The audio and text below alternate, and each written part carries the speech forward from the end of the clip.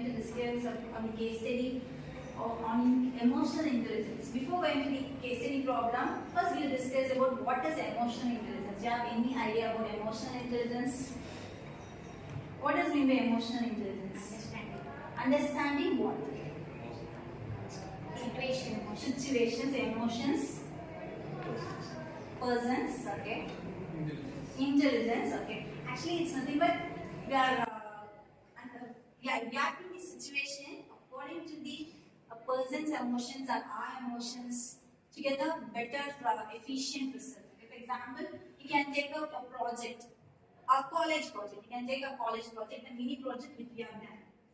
And in your team, there will be a 4% or 3% in the team, right? So a person, he's depth-driven. That is, he'll be working deeply in an area, and he'll be expecting good results, but he'll be doing it in a slow process. And the other person, he'll be expecting results in a fast way, but the result will not be as expected. So there will be conflicts between them, right? There will be many conflicts between them. So as a teammate or as a leader, how will you solve the conflicts? Yeah, can suggest your answers. How will you solve the conflicts between your friends? You can just take a friends. You have done many projects, right? So you can just say me, what are the things you'll be doing as a teammate or as a leader? Splitting works, okay? Then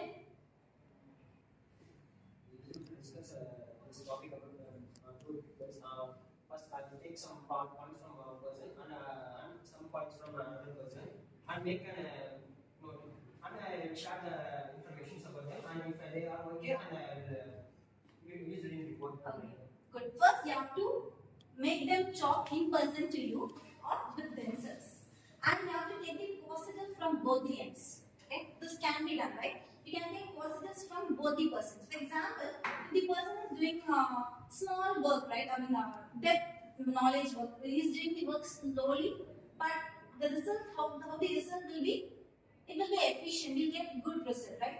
And that is the advantage of him or her, that person. And when you are coming to the next person, what can be done? He'll be doing work very smartly, right? If he is doing work very fast, he'll be smart thinker. So when we are collaborating them, we can done our work in a very good manner. And so we can take the advantages of both the team and both the person, and we can make them to collaborate and make them to understand what are the advantages of both of them and what are the disadvantages of both of them. Any other options? It can be same roles to them for their strengths. Good. The slow paced student is he values precision. So some tasks that requires very precise details can be assigned to him. And the fast paced student he values efficiency. So the parts of the project which requires very faster applications can be assigned to him. Okay. So that project can be done. Good. Actually, this is a good point. We can assign the roles according to their advantage. Okay. For example, if you are doing a project, if you need a result, that is your output should be very precise or very efficient. Right?